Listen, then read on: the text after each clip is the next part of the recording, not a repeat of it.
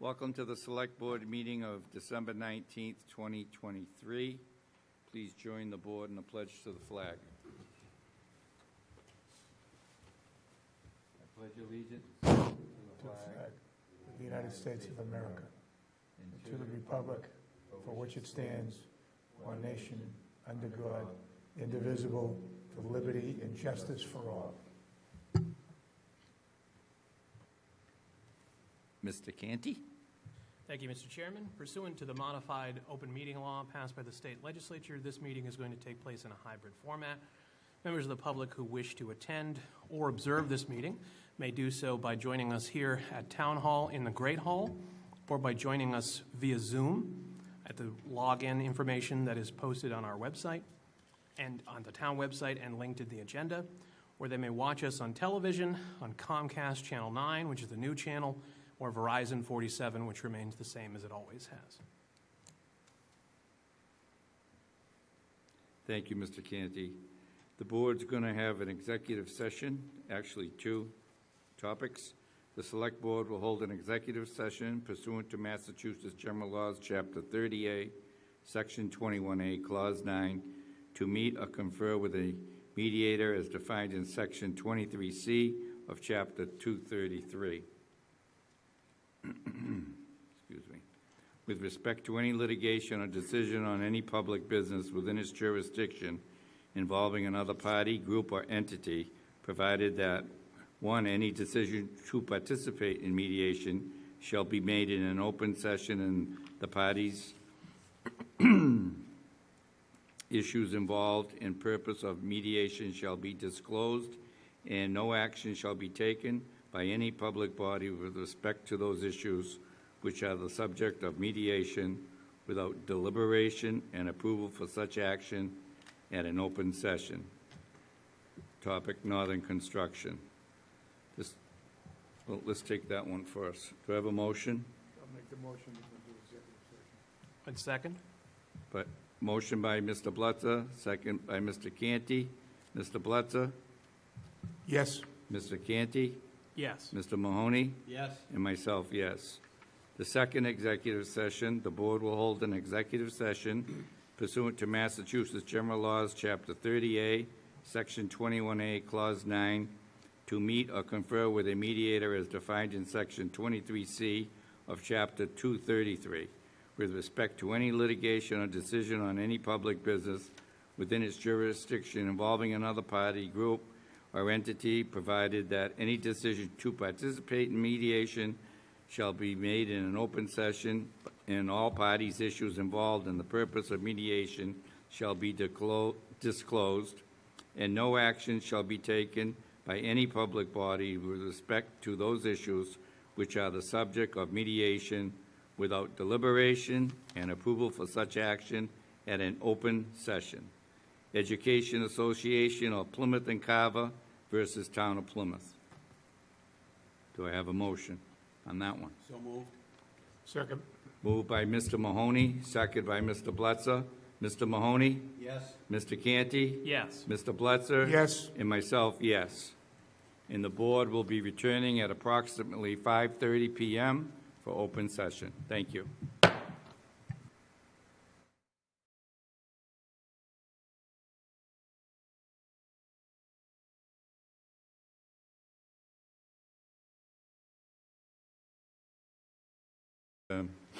December 19th meeting of the Select Board and a joint meeting with the Planning Board. I'd like to apologize for being a little behind schedule, but sometimes these things take longer and you can't put you know how lawyers are. So, that being said, I'd like to welcome the Planning Board. All the members are here with us tonight, and I'd like to ask Mr. Grandy to please open his meeting. Good evening, and first I'd like to say thank you to the Board of Selectmen for scheduling this meeting with the Planning Board, and officially now this meeting is with the Planning Board is now open, and I would ask Mr. Canty to read the pursuant to Chapter 2 of the Acts of 2023, please, sir. All right, certainly. Thank you, Mr. Grandy. Pursuant to the Chapter 2 of the Acts of 2023, an act relative to extending certain COVID-19 measures adopted during the state of emergency, signed into law on March 29th, 2023. This meeting will be conducted via remote means and in person. Members of the public that wish to attend this meeting or participate at it may join us at the Great Hall here at Town Hall or via Zoom on the link provided on the website, on the agenda that is posted on the website for this meeting. Members of the public may do so just to observe the meeting or to participate in it. You may also observe the meeting on television on Comcast Channel 9, which is the new channel, or Verizon Channel 47, which remains unchanged. Thank you, Mr. Grandi. Thank you, sir. I was hoping to get a recording of that, so the next planning board meetings, I can just play it. Mr. Hartman?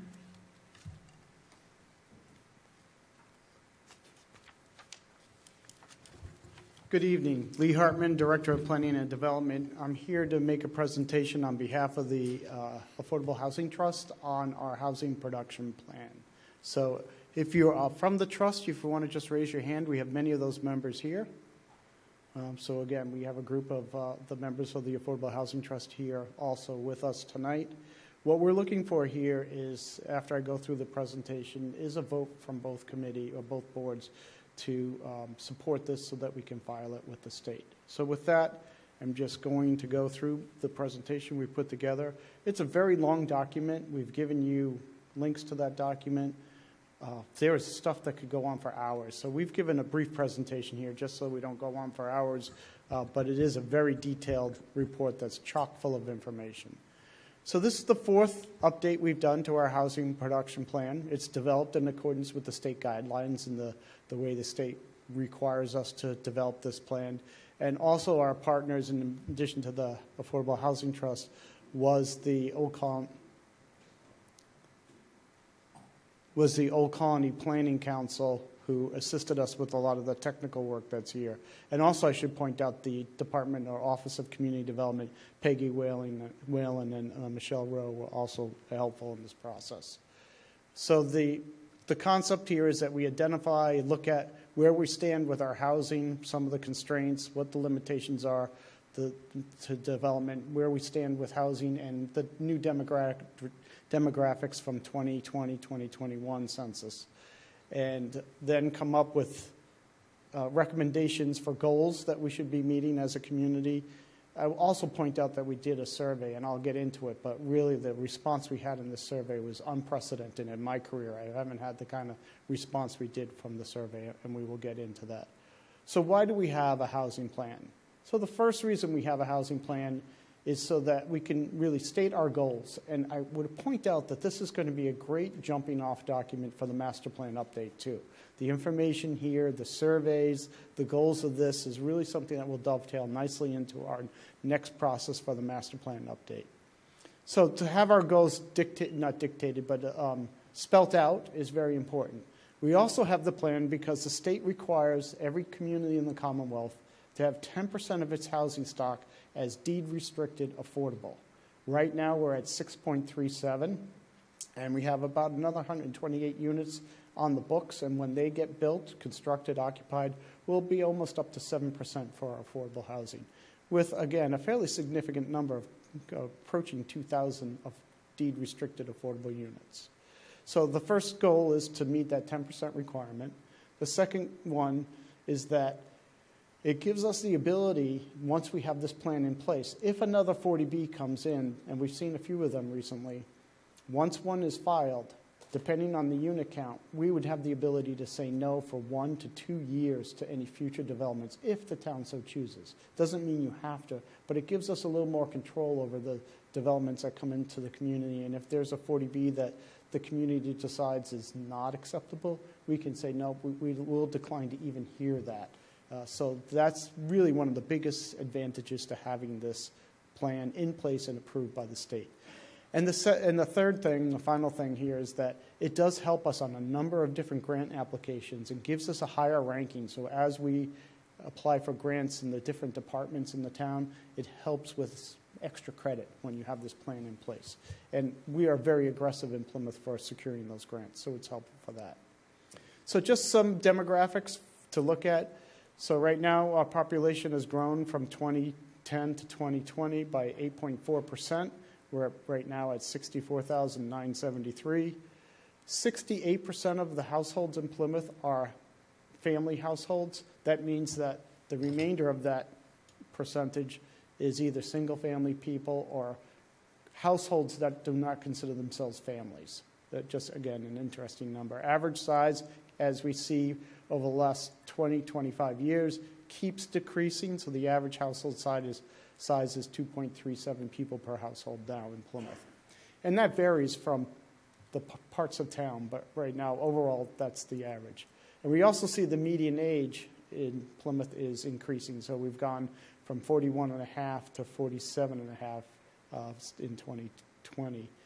Approximately 11% of our population reports they have some type of disability, and according to the U.S. Census, over 92% of the town identifies as white. 71% of our housing stock, when you look at all the housing in Plymouth, is detached single-family house. So that number's changed quite a bit recently with all the new multifamily we see in town. But still, that's a large percentage of the town, single-family detached. But that percentage has changed a lot with the recent multifamily that we've seen constructed in the community. The number of housing units, again, increased by 13%. When we look at what we have in the census, we find that people who are 25 years or younger tend to be more likely to rent than own their house. And people who are 85 years or older tend to be more likely to own their house than to rent. The median single-family cost for a house in Plymouth is just under $400,000. Now, again, part of the problem with this report is as soon as you do it, it's dated. And we know that these numbers come from a year and a half ago, so we know these numbers are low. I'm not sure how you correct that without trying, because once you correct that, it might skew the other numbers, such as income, because this is all based on the same year. But again, we know that that number is probably low, as is the median gross rent for Plymouth of $1,600. So affordable is considered when your rent or your mortgage, as well as any cost for utilities, is below 30% of your family or household income. Affordable units that we define are units that are deed restricted, sold or rented as affordable. That means that if you buy a house that's deed restricted affordable, when you sell it, it's sold as deed restricted to the next property owner. Or if you're renting and you choose to move on, that unit is rented as deed restricted. And then the other term that we'll talk a little bit about tonight is cost burden. And cost burden means that you're paying, this is severe cost burden, I'm sorry. So cost burden would be when you're using more than 30% of your household income to pay for either your rent and utilities or your mortgage or utility. Severe cost burden is 50% or more. So just a few other things. Section 8 housing. Section 8 is a voucher program that the state provides that assists renters in renting a property in the town. So if you have an issue where you can't afford your rent and you need assistance, there is this Section 8 voucher program that's out there, extensively used in Plymouth. There's a waiting list of over 1,000 people to have a voucher so that they can find help have additional funds to help offset the cost of rent. 5.6% of our residents are defined as living below the poverty level. Almost 31% of households are considered cost burden. That means that 31% of the people who live in Plymouth spend more than that 30% number we looked at earlier. And if you're a renter, we find that over 50% of the renters spend more than that 30% of their income on rent. And again, that's not surprising. Now, this is the one that just totally stuns me.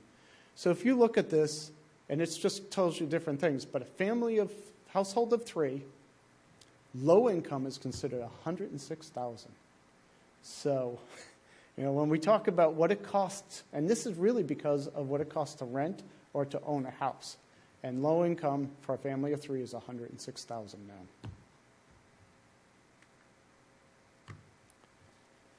So what we talk about affordables and how we define what affordable is, we're in the Boston, Cambridge, Quincy statistical area. So that's what the state and the federal government look at to tell us what is affordable. So when we look at that, the median income for that area is $120,000, or almost $121,000 is the median income for the whole area. So when you look at that and you go back to that 30% number I talked about, that would mean that our affordable house price should be about $340,000. When we look just at Plymouth, and again, we're compared to that Quincy number, but when you look at Plymouth, with our median income of about $98,000, that would mean that in Plymouth, an affordable unit would be just under the $300,000 mark, or $285,000. That's what a house should be available for to qualify as an affordable unit.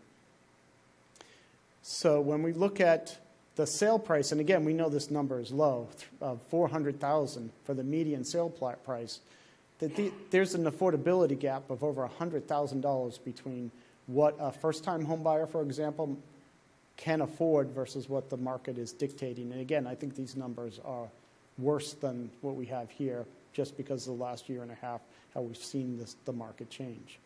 And as we mentioned before, almost 31% of the households are considered cost burdened. So median rent for a house, a medium renter. So the 97 was for all people. Now, if we just say, if you're renting, what's your median income? It's about $53,000 in Plymouth. And again, we look at that 30% number for rent and utilities. That means your rent to be affordable in Plymouth should be $1,300 a month. I dare anyone to find an affordable unit in Plymouth for $1,300 a month. But then again, that shows you the gap that we're talking about here. Plymouth, and again, these numbers are low. 2021, the median gross rent was about $1,600, and we know again, the numbers I see are much higher than that. And when we talk about that median rent, that's not just the new multifamily we see. That's all of the existing rentals. They could be single-family homes. They could be a duplex or a triplex or something in North Plymouth. So that rent number includes a whole range of different types of units, new and older. And that affordability gap, again, means that people are almost $300 a month short of what they need to cover their bills. And that $300 comes at the expense of other things then. And I mentioned the 51% already. Just talk a little bit about our housing survey we did. Almost 800 applicants. I've never seen that kind of number on any kind of survey we've ever sent before. And just a few things, and we'll just look at the top ones. Well, 63% of the people who surveyed say they were dissatisfied with how the direction we were going as housing in Plymouth. And I think that's the same for Plymouth County, Massachusetts, and probably the country. I don't think Plymouth is unique with that number. And when they said what was the greatest needs, first-time home buyers, houses for first-time home buyers, young families, veterans, you can see the rest of the list, but those were the top three. And then we asked what would residents tend to be most likely to support when we talk about what options we have to create affordable housing. And again, I'll just look at the top four. Smaller single-family homes, converted buildings, so you convert an existing building into affordable, accessible housing for handicapped people, and then the fourth one on that list is accessory dwelling units. And again, I won't read through the rest of them, but those were the top four for what people thought would be most likely supported in the community. Just some quotes we pulled out of the survey too. I live in a historic home downtown that was converted into a few apartments. I think where possible, this is a great approach to provide for more housing options and maintain the historic character of the town. Be consistent, allow families with homes with flexibility to expand them in a reasonable manner, either with an added smaller building or in addition to the existing home. In other words, amend zoning regulations to allow variances where they make common sense. And then the final one we just picked was I greatly benefited from the first-time homebuyer program that the town hosted in 2019. I hope these programs continue and there continue to be first-time homebuyer mortgages, again, available. Getting people into their first-time home is sometimes the biggest hurdle, and I want people to be freed from the endless cycle of paying rent.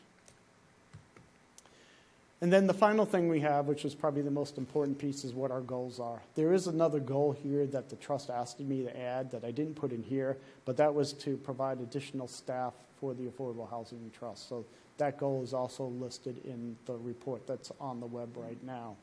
Right now, myself and community development, we do the best we can with all of our other duties to do the best we can to support the trust, but additional help, again, I'm not saying this year, next year, or 5 years from now, but that could help us expand the types of programs that the Affordable Housing Trust in the town provides.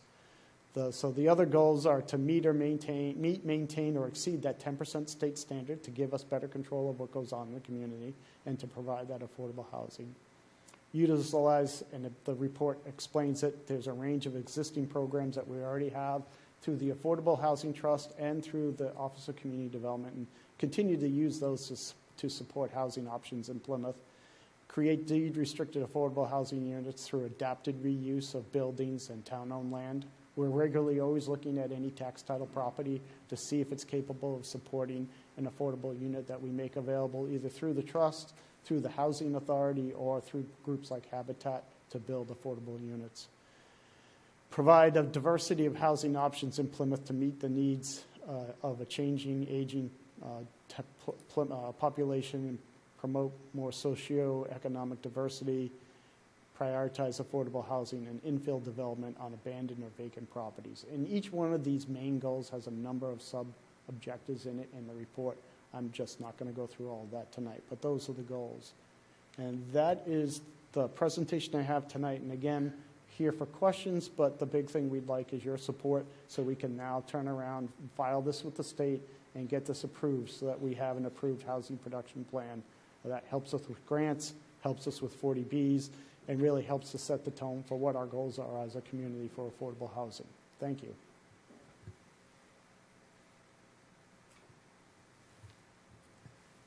Any questions or comments from the Select Board? Mr. Mahoney? Just a question, Lee, and a couple of comments, but I mean, the statistics earlier from you had a study done, you said it was already 18 months old? Well, the data we're using is about a year and a half old. There's Okay. a lag time from when this data is published. When you put it in a report, it's already aged the second you use it. So it didn't come as a surprise to me that the majority of people under 25 rent. It didn't come as a surprise to me that the majority of people 85 or older own. What are the stats for the 60 years in between? So it's in the report, and again, we were just highlighting it. But okay. I'm but the sorry. report does go through a lot of that. Okay, all right, so just give me 30 seconds for my 40B rant. So I disagree with the number one goal. Obviously, 40B was created in 1969. I believe it to be an unmitigated disaster. And I think it's hypocritical that it is a one-size-fits-all across the Commonwealth. I can name 4 different levels of water wealth. The Quabbin takes care of, is a sustainable man-made source of water for everyone in Boston in the 128 belt. Brockton has Silver Lake. And then you get down to Plymouth, we're on our own. And the Cape is even worse. They're also on their own. The problem is they're on a sandbar sitting over salt water. So that's my main critique of 40B. And the other thing is, and especially in a community like Plymouth, Wareham, Carver, Middleborough, et cetera, the notion that mobile homes don't exist with respect to your housing stock is an embarrassment. If they tweaked that law and gave us a little bit of more sense of fair play, mobile homes should count towards affordable housing. And that would get us that much closer, if not over, the 10%. Mr. Canny? John, I would just point out that goal number 1 is to make Plymouth no longer vulnerable to the unmitigated disaster of Chapter 40B. So you may actually be in favor of goal number 1, since you don't like 40B. I was going to point that out. Yeah, I'm aware, Mr. Canty, but getting there is... Mr. Chairman. I'm sorry, Mr. Blitzer?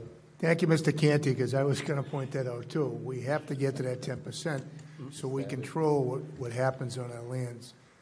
But the one, it was a great presentation, Lee, thank you. The one thing, the first-time owner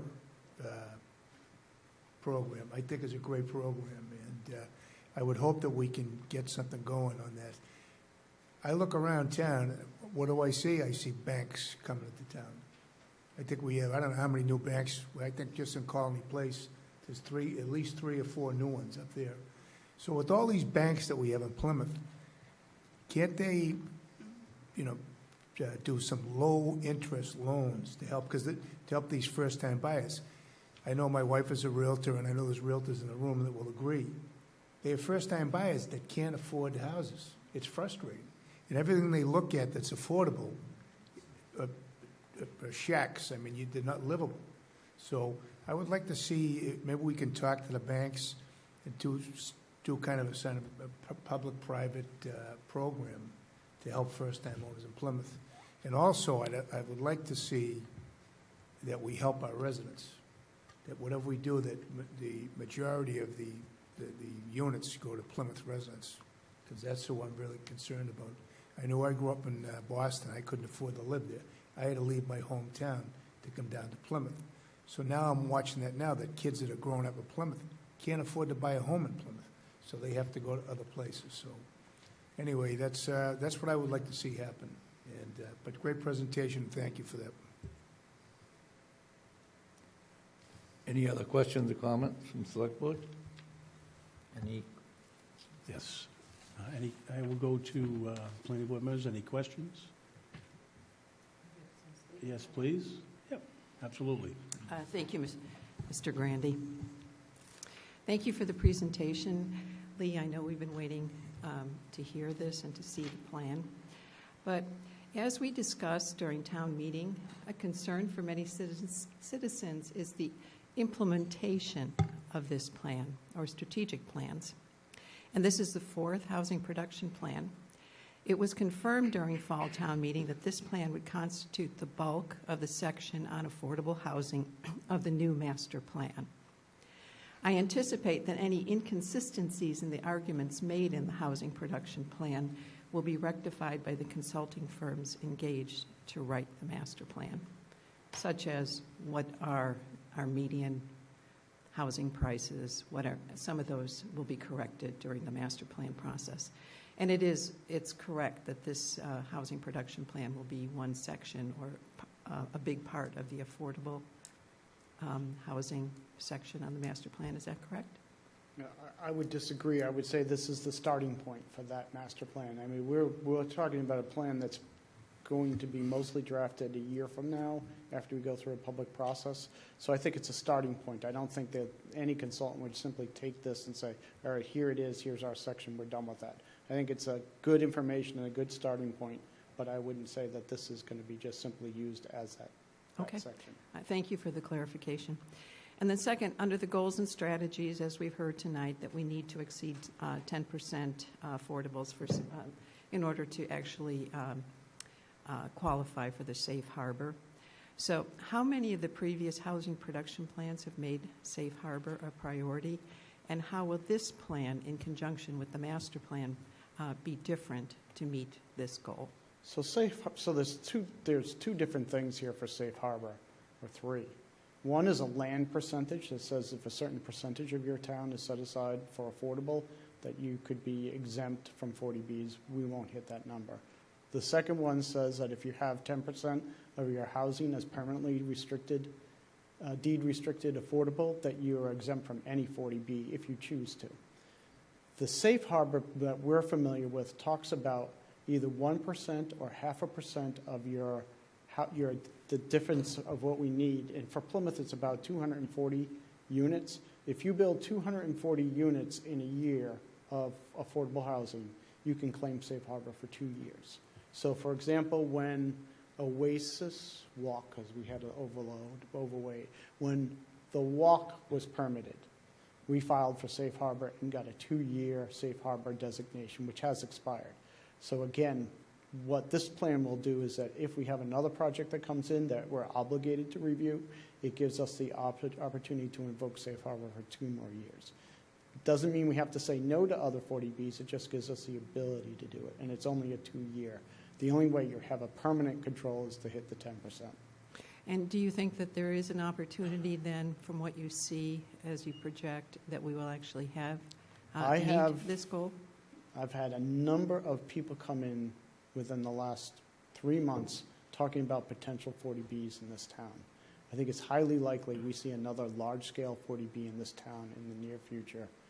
We could see several. So having this plan in place is imperative so that if we have 2 or 3 like we had with Oasis and Walk, that if we want to, we can say no. And again, it's not that we have to, it just gives us that ability. But yes, I've seen there's been considerable interest in 2 or 3 different sites, at least 3 different sites for high-scale, large-density 40Bs in Plymouth. That sounds promising. And then lastly, town meeting has a responsibility to vote to modify the zoning in both the OSMUD, which is the open space multi-use development at Pine Hills, and the Trivet, which is the traditional rural village design or development, which is Red Brook, to better serve the affordable housing needs of the town. Both communities, being the largest subdivisions in Plymouth, have unmet obligations to Plymouth residents for affordable housing. I anticipate that these discussions will not only continue with the appropriate boards and committees, but will be addressed to the master plan consultancy, if not before. And I want to thank you, and I will support with a yes vote. So would point out that with both the Osmud, Pine Hills, and Red Brook, the traditional village density development, Massachusetts has some of the most liberal grandfathering laws in the country. So if town meeting chose to make a change to either of those bylaws, those 2 developments would be exempt from those changes. So a change in the bylaw wouldn't impact in any way those existing previously approved developments. Just something to consider, unless it was mutually agreed upon. So if there was something that we reached a mutual agreement on with an amendment, that would apply. But if we just said we're going to change this and create an affordable requirement, they're grandfathered.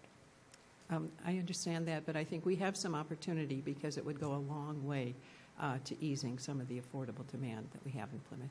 And thank you. Yes, Steve, please. Thank you, Mr. Chair. The housing production plan has an amazing amount of statistics. It's really, and I'll encourage everybody to, if they have the stomach for it, to wade through.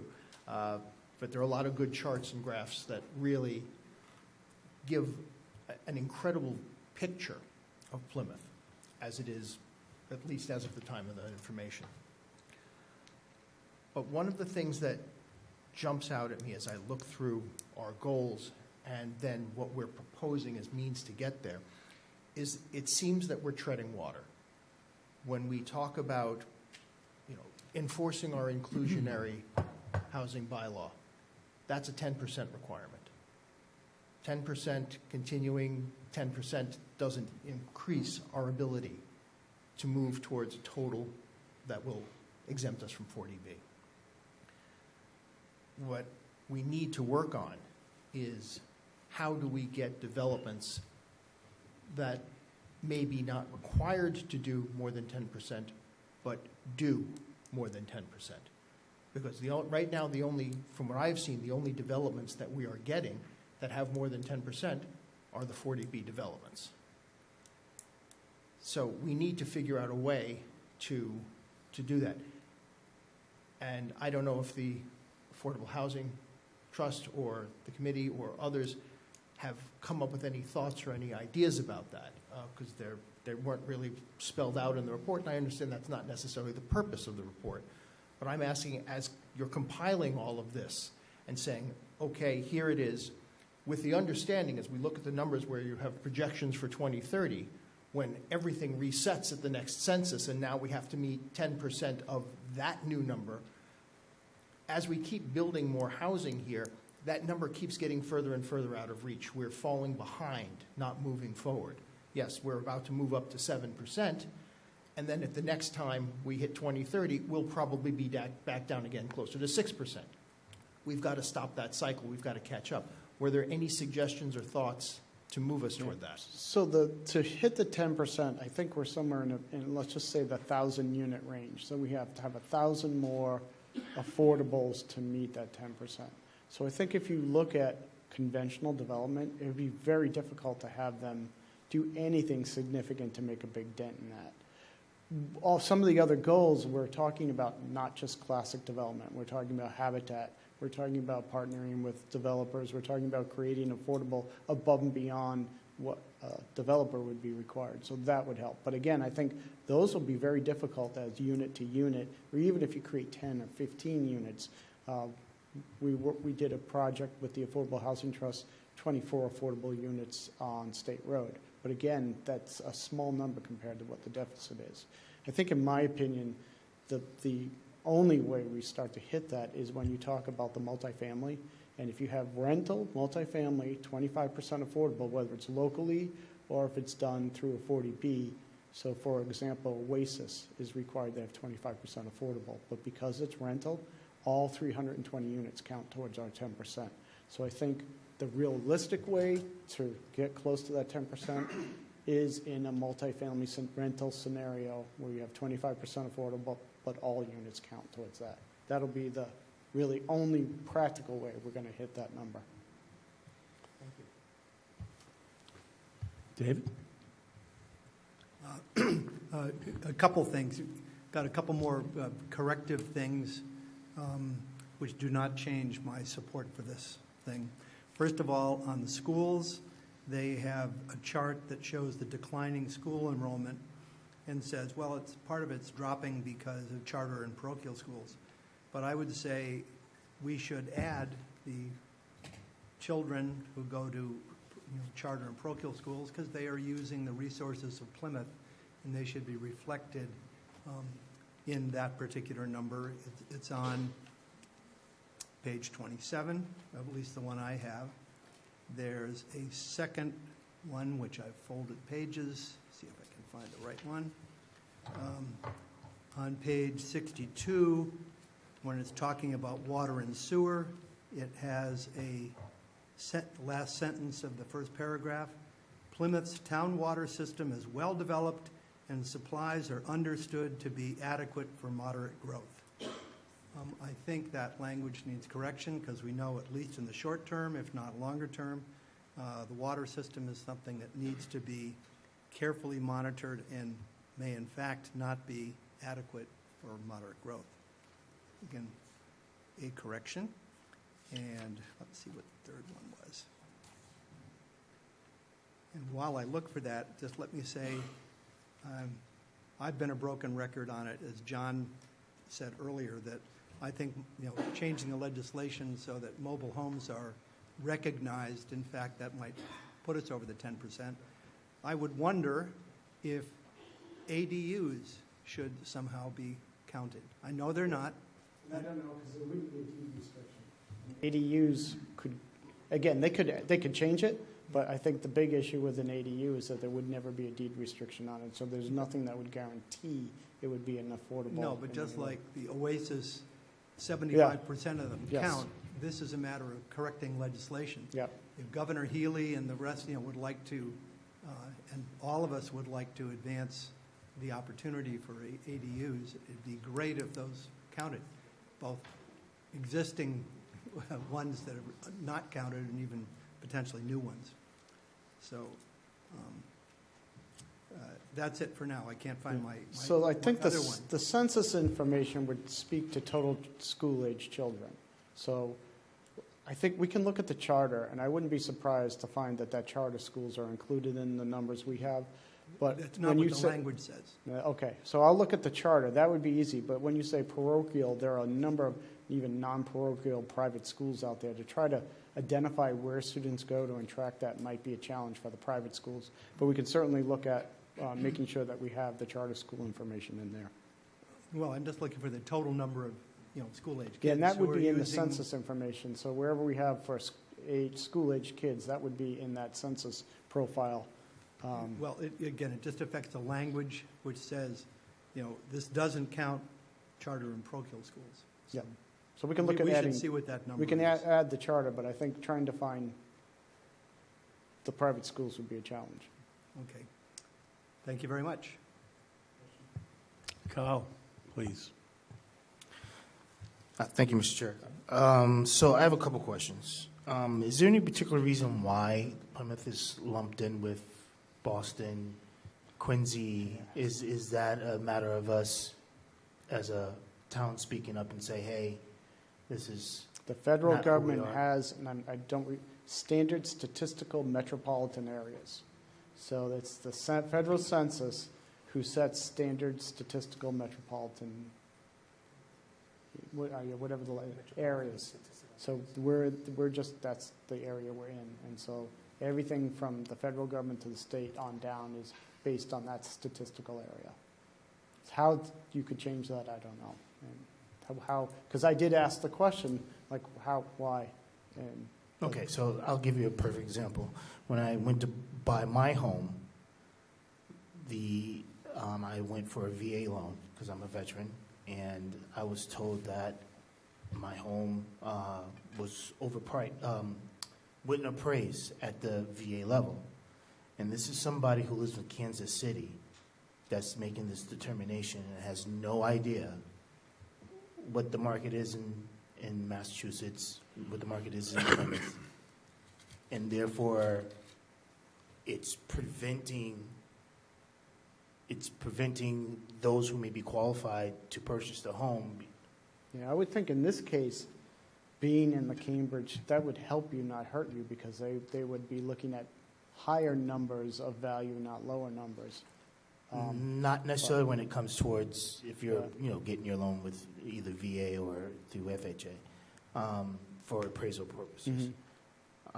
And then my other question was in regards to the Section 8, the 5.6 that you stated, that was for Plymouth? Which? I don't know what slide it was, but you were referring to there was a 5.6% of Section 8. Yeah, that's Plymouth only. That's Plymouth only. Yeah, Okay. that's the Plymouth waiting list. Okay, thank you. Okay, thank you. Go ahead, Charlie. Well, if you know, how many mobile units, mobile homes? We have quite a few parks. How many? Yeah, it's over 1,000. So that- If you had asked me before, I could pull the number out, but So it's between significant. that and if we get the ADUs passed, Yeah. that will. But again, it would take a change in the state law. And I they've know. talked about mobile homes several times. Right. It's just never passed. The problem with a mobile home is that you have a property that's owned by either a property owner or by an association. You don't pay real estate tax on that home. You pay excise tax because it's essentially considered a vehicle. But yeah, there's no reason why the state couldn't acknowledge those as one of the more affordable options and add that to So- what they count. So we've done this before. Why don't we approach our state delegation to get working on this? We have an administration up at the State House that's been very supportive. I think it's a of Plymouth. statewide effort. So Just saying, unlike we- other things where we could do a home rule petition for just Plymouth, there's no way to amend a statewide act just to apply to Plymouth. So I think Well- it would take a statewide initiative. So yeah, we could certainly. Let's try, I mean, I'm just saying, let's take a shot. You we- could certainly ask that the delegation file a bill to try to do that. We just accomplished something with DCR that I was told 2 years ago, it's never going to happen. And guess what? It happened. It's happening. So let's try it. Let's put the pressure on, see what we can do, and, because that would really help us. Would that take us into the 10%? Oh, I believe it would. Yeah, exactly. So let's take a shot. It'll make a huge difference in Plymouth. So, thanks. All set, Charlie? Thanks for stealing my thunder on that one. That's fine. I am definitely going to be in favor of this. Number one, it's going to protect the town of Plymouth for a 2-year time frame. But my question is, when the 2 years runs out, are we going to create another plan to No, protect so us? this Is that plan is- possible to protect us for another 2 years? So Past thi- the 2 years, we're already in. This plan is good for 5 years. 5 So years. once this is approved, we have 5 years for the plan. The 2 years relates to if a development comes in and you want to claim safe harbor based on a development that comes in. So it's So a- within the 5-year plan, you're only good for 2. No, so you have a 5-year plan. So let's just say in January, this plan gets approved, and a week later, a 40B comes in with over 250 units. and we're obligated to approve that, then we claim safe harbor for 2 years. So 2 years can go by, and then we'd be open again to another 40B. If that came in, we'd be able to claim safe harbor for another 2 years. And then 2 years from that, we'd still have a year left on our plan. So if one came in 2 years after that, we probably, I'd have to check, but I'm going to guess we could invoke it for 2 more years based on having an active plan at that point. So we could have 3 40Bs and 6 years of safe harbor. Okay, so my next question is, does the MBTA communities come into play with the affordable No. housing? No. So MBTA community is solely about, if anything, they penalize you and want you to do less affordable housing. It's solely about housing production, and it's not even about housing production, it's about zoning. So MBTAs, at the very best, will be a wash because we could require no more than 10% affordable. So it will not make it worse, but it will not help us either. It doesn't help us whatsoever, the MBTA communities? Not for creating affordable For creating housing. affordable housing. Okay. So you said after all the units, which would be compiled for the affordable aspect within your report, we would be at 6.8%. Yeah, close to 7, yes. Right? Where were we before Oasis and before the other 40B, percentage-wise? I would have to look, but that counts for 640 units. So of the that number. 6.8%, how much is that? Hmm? How much of the 6.8% is Oasis and the other 40Bs? I would have to work through all of that. I mean, So I'm just saying, to get the percentages up to 10, how many more Oases So if or we're how about many a- more 40B so- units will get us to the 10% if we get hostile 40Bs, not hostile, but 40Bs, four that or come into the town of Plymouth. 4 or 5 large-scale 40Bs. What'd you say? What did you say? Sorry. Oh, okay. So it'd take 4 more Oases to get to Yeah. the 10%, is my question. Yep, four more larger, we're just saying maybe 15 of the individual buildings that you see, 15 of those. That's assuming they're rental. So when we get into the inclusionary housing, we only mandate the 10% so that we stay even, so we don't fall further behind the So we- 8 ball, so yeah. to speak. So we could do more on our local, but that means we'd have to allow higher density in those That's what I was developments. getting at. So right now, our bylaw says if you do 10 houses, you get an 11th, or 10 units, you get an 11th as affordable. So we could double that or triple it, but that means that you would have to be giving them significantly more density. And as you know better than anyone on the planning board, that density issue and impacts on the neighborhood and the community it's a real tug between higher density for more affordable and lower density for less traffic and less impacts. Right. It's a constant struggle that we all have to deal with. Mhm. And also, I want to get into, if I could, just quickly, very briefly, is the payment in lieu of. So when we do projects and we approve payment in lieu of instead of on-site affordable units, the determination of that funding on how much funding is being utilized for the payment in lieu of, does it meet the requirement? Does it help us get into a higher percentage than we would by having those units actually be on-site? I don't think it's a higher percentage. The goal is to make it at least a wash. But again, we've been able to use that money, that payment in lieu of, projects on Court Street where the old Council on Aging and PAC TV was. We've been able to use it on the property on Carver Road and then one on State Road where we've been able to get much higher affordable unit densities, many more units than what the bylaw would require by using the Affordable Housing Trust and CPC money to help create a higher number of affordable units than what the bylaw would require. So yeah, that money has helped us on a number of projects. I think that was an important aspect to bring up, and thank you very much, Mr. Hartman. Thank you, sir. Yes? Yes, I just please. have one quick comment.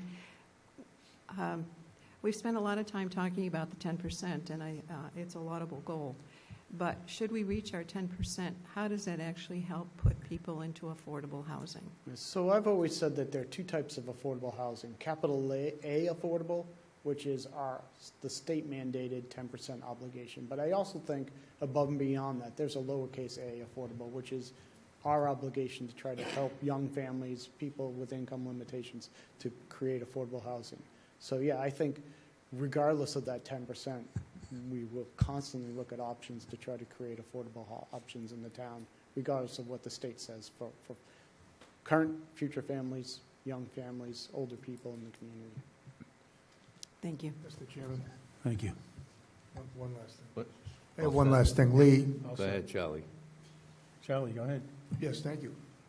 When we get to the 10%, I think the answer is that now we control what goes on. If you come to us as a private developer, we're going to tell you, this is what we need from you. And if they don't like it, they can't run to the state and do the project. So to me, it's common sense. If we get to that, now we control the development in our town. And if we want to focus on affordable housing, which I think we should, you want to do a development, you got to do X amount affordable. And, but we control that, so I think that's the answer to that question. Thank you. Lee, I have a few ones, and I might stray a little bit because I'm known for that. But let's start with 40B. I'm hearing that Old Knife property might be under contract or is, or in that they're looking at a 40B. Has anything been filed with the town on this? No, so the property you're referring to is on Hedge Road, owned by Eight Mates Trust, and no, nothing's been filed yet. There have been some early discussions about the property, but I don't have an indication whether that would be under conventional zoning or through some kind of 40B. Okay, in the respect to, That is one of the 40Bs I was talking about that's that's hanging why I out there said right I'd now. stray a little. I don't have a problem with that.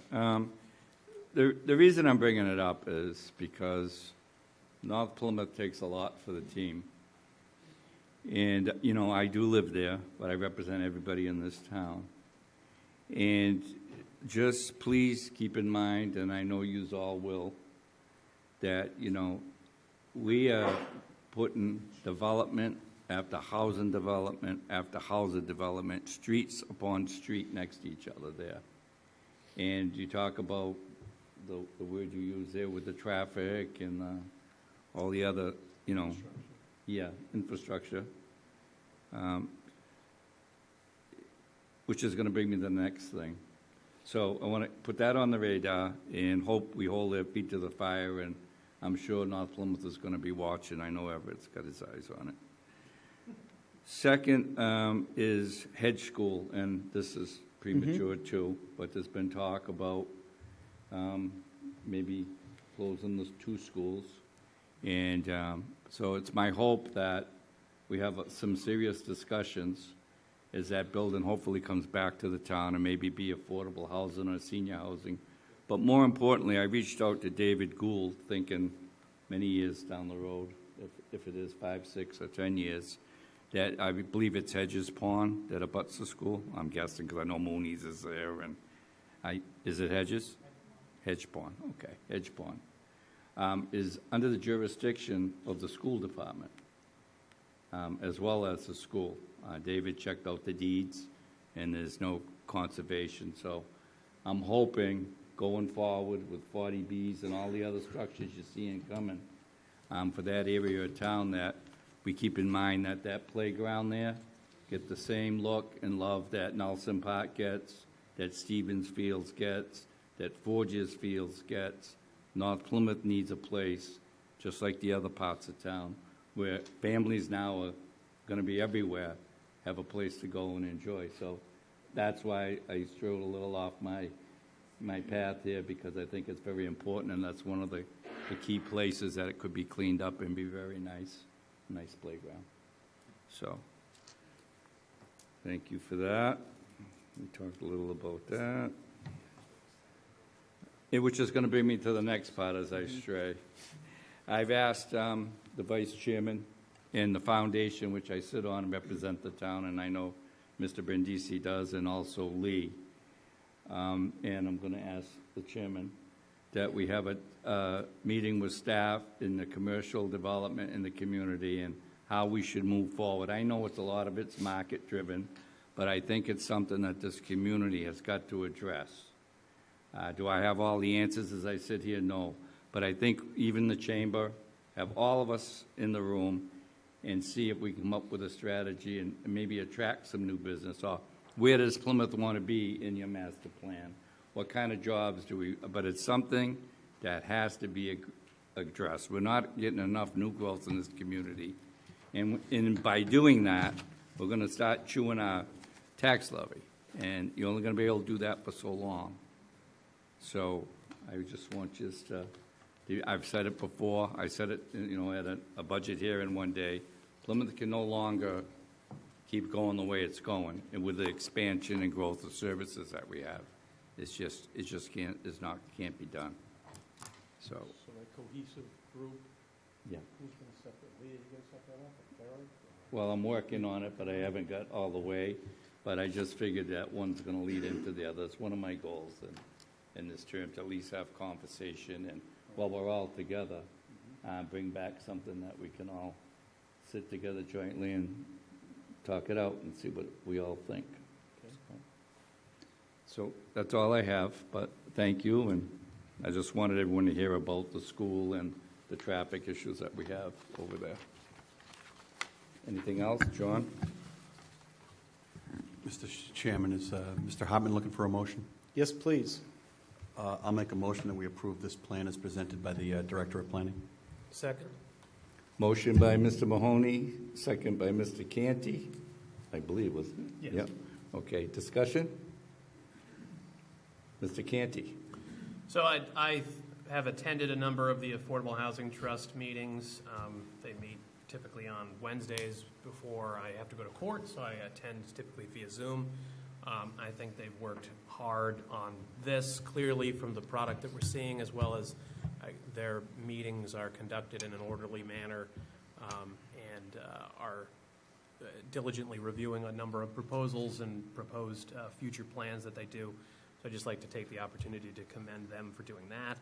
And I think, we've talked a lot about affordable housing as a board, and I think this is one part of that pie. I did the math. If 1788 is 6.37% of our housing stock is affordable, that's currently what we have, 6.37%, and that represents 1,788 units. To get to 10% under these numbers that are 18 months old, we would need 2,807 units. So every 1% under these numbers would be about 281 units. And obviously, it's a constantly moving target that we're trying to hit. So I think, we got into this problem over a long period of time. I think it's going to take some time for us to get out of it. It is very unfortunate how unaffordable Plymouth is. I know when I bought my house, I couldn't afford to rent in Plymouth. I had to buy a house in Plymouth because the rent was so high that I wouldn't have been able to do it. And then it was challenging for me to be able to buy my house because I have student loans, and mortgage companies don't know how to treat student loans. And I get I'm going to be able to get public service loan forgiveness unless something happens to my job over the next 9 months. But they have no way of counting that in when you apply for a mortgage. And it just makes it so that an entire generation, I'm not the only person in Plymouth by far that has these student loans and is chipping away at that. And I think we are in a situation as a community and as a country where we have an entire generation of people that are being shut out of the primary way that middle-class wealth has been built up in this country for generations. And I think we as a community and as a broader society need more proactive ways in order to improve that, because otherwise we're going to have a generational gap that is just going to be catastrophic in terms of its effects. So, we can't solve all those problems as the Plymouth Select Board or the Plymouth Planning Board or the Affordable Housing Trust, no matter how many joint meetings we have, but we can make some progress in our community, and I think this is a meaningful step in that direction. I thank Lee, the Affordable Housing Trust, and everybody involved in generating this plan. Thank you. America's dream, right, Kevin? Own your own home. Right. Well, we're having discussion. I just have one question for you, Lee, if I may. Is it I don't know, legal ever been thought of, maybe using CPC funds, say, for first-time home buyers with regulations, whatever, to help with the down payment, as long as there was some deed restriction and say they sold it in 3 years, that they pay the town, back the money or and invest it in another one, or? Yeah, so that might be a little difficult because of the deed restriction. So we have a couple different programs, the Affordable Housing Trust and Community Development. So we have money that we make available through the Affordable Housing Trust for deed-restricted affordables to help somebody get into that house. The Office of Community Development has more flexibility because they can take money. It's community development, block grant funds that come to the town, and they have more discretion with that. It doesn't have to be necessarily deed restricted. So there's a couple programs. First month's rent, can't do that. I think it's just first month. So we help provide that first month's rent to help them get into an apartment. Also, we have assistance for down payment, and we can give, I think, up to $50,000 to assist. So if you're a first-time home buyer and you're right there and you're almost going to get in, we can give you a 0% loan, $50,000 that's paid when you sell the house or if you refinance or something. So we do, and it's a great program that we make available through Community Development, Peggy Whalen's office, to help people when you're just that close and you just need that little help to get over. So it's something that gets, and then it gets paid back to us, and we can use it again for someone else. So we do have those programs. The challenge when you talk about either the Affordable Housing Trust or Community Preservation, that money is there to create affordable housing, not to necessarily get somebody in. But we do have these other programs that I think are great. Okay, thank you. On the motion, Mr. Blitzer, Yes. Mr. Mahoney, Yes. Mr. Canty, Yes. myself, yes, unanimous. Okay, do we have a motion from the planning board? Motion to approve. Second? We have a motion and second. All in favor? Carl? Yes. David? Yes. Ms. Keen? Yes, and I'd also like to support what Mr. Canty said so eloquently. Thank you for that, Mr. Canty. Yes. Steve? Yes.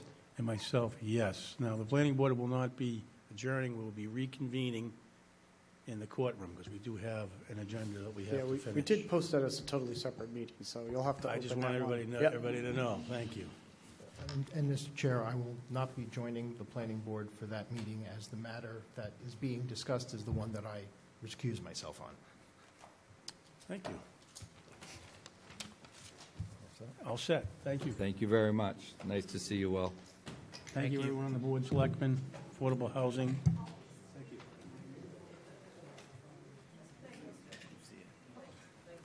Oh, certainly. No problem.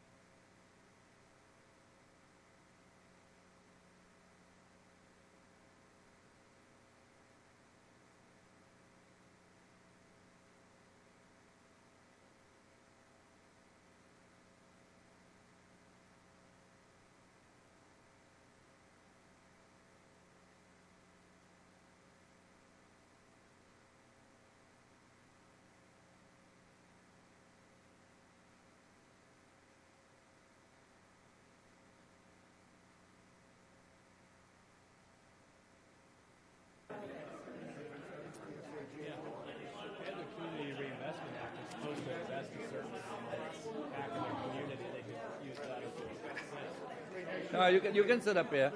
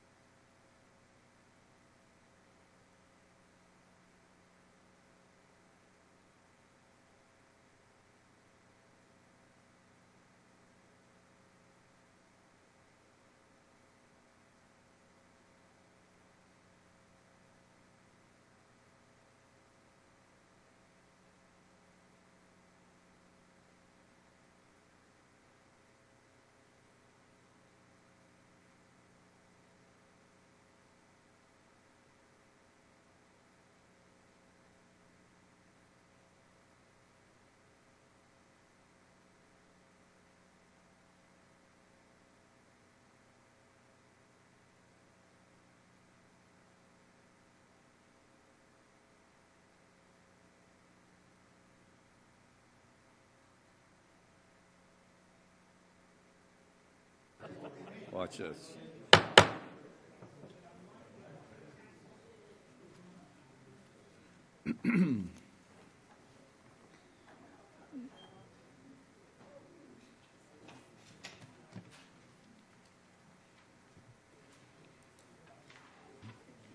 In accordance with Chapter 138, in accordance with Chapter 138 of the Massachusetts General Laws as amended, notice is hereby given that a public hearing will be held at Town Hall, 26 Court Street, on Tuesday, December 19th, 2023, at 6 p.m. to consider the application for an annual farmer brewery pouring permit from Untold Brewing LLC, 2 Loring Boulevard, Unit 101 to 102 and 102, Matthew Elder, manager. Description of the premises is as follows: 2,990 square feet, single level, single end unit, 2 bathrooms, a storage room, an office, a walk-in cooler, the brewery area, and the tap room area, 2 entrances and exits. Anyone wishing to be heard on this matter should plan to attend this meeting. I now declare the hearing open. Anyone wishing to speak in favor of this application, or is the applicant in the room? Would you like to say a few words? Please identify yourself for the record and make sure the green light's on at the microphone. Thank you. Hi, Matthew Elder, founder, president of Untold Brewing. I'll be very brief. We opened 6 years ago in Scituate. We are a tap room and brewery there, produce all our beer on site in Scituate.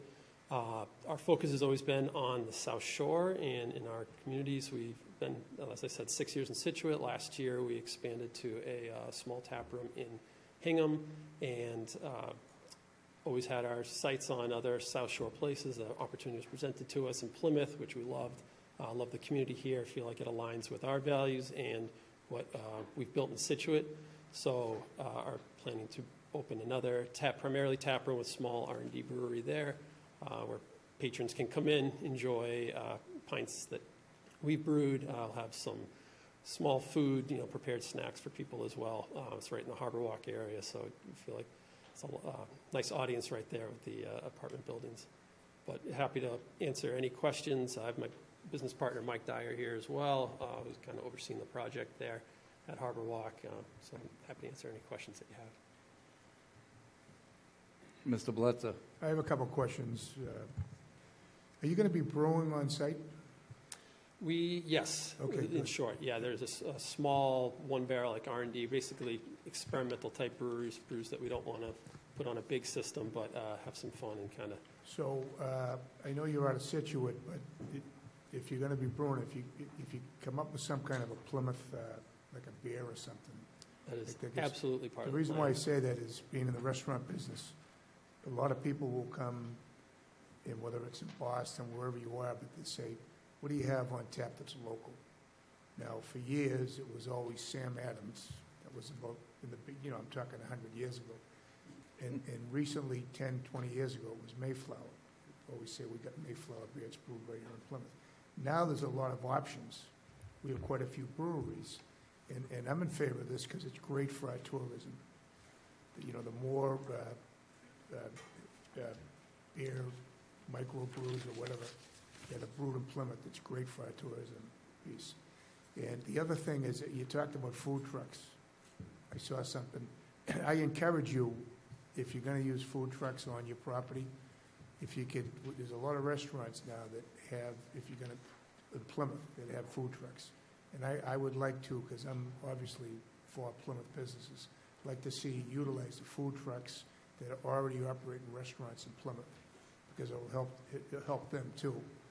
So that's my, and we can't require you to do that, but I encourage you to do that, so. Yeah, and I wouldn't say that's part of the plan. I'd say that is the Good, plan. and I wish you well, because this is good for our tourism industry, which is our number one industry in Plymouth. So I wish you well, okay, good luck.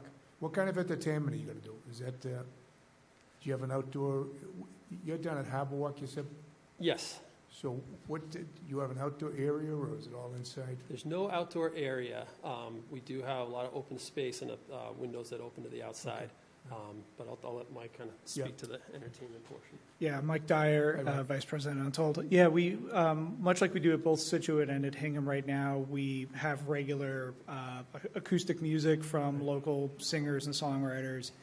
We do a fair amount of makers markets and those type of things with local artisans and the like as well, And too. that's, like I said, it's good, but I don't know where your facility is, what it looks like, but if you do have an outdoor area, it's very popular.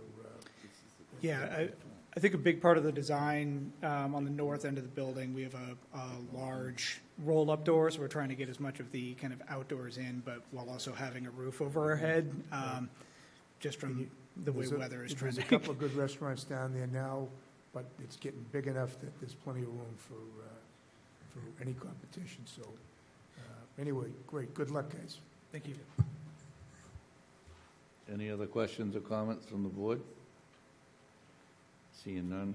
So you're actually taking the building in front of Cottage Park, the commercial building that's got the painting, the murals on Yes, it? nice mural on the side, yep. Okay, you're taking the whole building. Taking about 40% of it, 2 of the 5 Okay. units. Are you guys going to have entertainment in there? Yes. Okay, because you know, there's neighbors across the street and all around you, all in front of you, there's hundreds of neighbors. Yep. So just keep that in mind when we get to that part. All righty. Is there anyone out in the audience wishing to speak in favor of this application? Chris, is there anyone online? No? Okay. Anyone in the audience wishing to speak in opposition of this application license? Seeing none? No one online? Okay, I close the hearing and bring it back to the board. I'll make a motion that we approve this license. Second? Motion by Mr. Blitzer, second by Mr. Canty. Discussion? Mr. Blitzer? I vote yes. Mr. Mahoney? Yes. Mr. Canty? Yes. And myself, yes. Thank you, good luck, luck, gentlemen. and I apologize for the delay. That's quite all right. Thank you. Okay. Thank you. Any question on the licenses, on the 2 administrative notes? Board's pleasure. I'd make a motion at this time to approve the 3 licenses and 2 administrative notes as one group. Second? Motion by Mr. Canty, second by Mr. Mahoney. Discussion on any of them? Mr. Canty? I vote yes. Mr. Mahoney? Yes. Mr. Blitzer? I vote yes. And myself, yes. Thank you. Now we're going to turn it over to the joint meeting with the Charter Commission. I'd like to welcome you all, and we have you on both sides. The Charter Review. And Thank you, Mr. Chairman. For folks who don't know, my name is Dave Golden. I'm the chair of the Charter Review Committee. We were impaneled back in July by a panel composed of the moderator, a select board member, and a member of the committee of precinct chairs. I provided for you folks in your packet, this is for the select board, a number of items. The first is a timeline that we've proposed as a committee to try to bring home the work of reviewing the charter in advance of the October 2024 town meeting. I'm not going to read through the entirety of the timeline, but you can see that we're pretty ambitious in terms of when we want to hit certain milestones. Our plan was to start the review of the executive branch in December. We're still reviewing the legislative branch, but we wanted to keep to this schedule as much as we could, so that's why we wanted to join you here tonight. We've heard from folks on the COPC. We've heard from the town moderator. I've met with the town manager, our town council, and the department heads all on different occasions. And we've had a number of public commenters come to our meeting to speak about the work that we were doing. We're nearing the end of the legislative branch, and so we want to take an opportunity to meet with you and get some feedback from you as to how we can improve our current form of government. So in addition to the timeline, I've provided you with a framework document That's that fancy multicolored document. This is basically the principles from which we're working as a committee. Starting at the orange circle, we're looking to define some milestones. So in terms of timing and in terms of major events that happen here in town. So as an example, we started talking about the timing of our annual town meeting today. We also put into place some timelines for the presentation nights that happen in advance of town meeting. We're looking to divide and balance power, reducing redundancy, and in that regard, we're looking to eliminate any language that is repetitive within the charter and repetitive from the Mass General laws. We're also looking to remove administrative constraints. An example of this is that there was a feeling among our group that the current iteration of the charter reads somewhat like a human resources manual, in that it defines certain characteristics, certain experiences, and certain educational requirements for certain town staff members. And then the last item is for us to use plain language so that it's more accessible to the town. And our hope is that at the center there, we'll create a document that's living, flexible, and dynamic, and thus a government that's proactive, solves problems, is communicative, is transparent, and is efficient. So before we get started on Chapter 3 and your feedback, I'd like to introduce my fellow committee members. I'll start on the end with Mr. Bulletin, if you could introduce yourself. Steve Bulletin, I'm one of the alternate members in the committee. Michael Hanlon, Precinct 15. I'm one of the alternates on the committee. Lawrence Pizer. My name is Len Levin. Martha Vautrain, Precinct 4. Betty Cavaco. Alan Costello, Precinct 10. Joe Hutchinson, Precinct 17. And online, Rob. I'm Robert Zuccaroli, Precinct 1. Thank you. Not with us here tonight is Tim Lawler, who also serves as a member of the committee. So in advance of this session, I sent several prompts, questions for you folks to consider as we start our discussion here tonight. The way I see this proceeding, Mr. Chairman, and if this is all right with you, I'd like to do this, is to just sort of create an open dialogue between the Select Board and the members of the Charter Review Committee. So I don't think we need to go through each of the questions and answer them in order or in substance. I'd like to just keep this as an open session, if that's all right with you.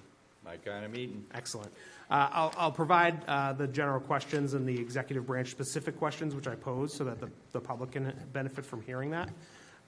These first four questions were the questions that we undertook as a Charter Review Committee in order to form that document that provides the framework to the process that we're undertaking now. Those four questions are: what are areas of improvement for our current form of government? What are some blind spots in our charter? What creates confusion, friction, or frustration? And what in the charter creates unnecessary costs to the taxpayers? The executive branch specific questions were: how can we improve the executive branch? How can we strengthen ties between the executive branch and the legislative branch? And does anything need to be added to Chapter 3, removed from Chapter 3, clarified in Chapter 3, or moved to or from another part of the charter? So those were the questions that I posed to the Select Board here tonight. I'll open it up to your folks to start providing feedback, and then I know that the Charter Review folks have some ideas that they'd like to share with you as well, so we could start it back and forth. That'd be great. Select Board, Mr. Canty.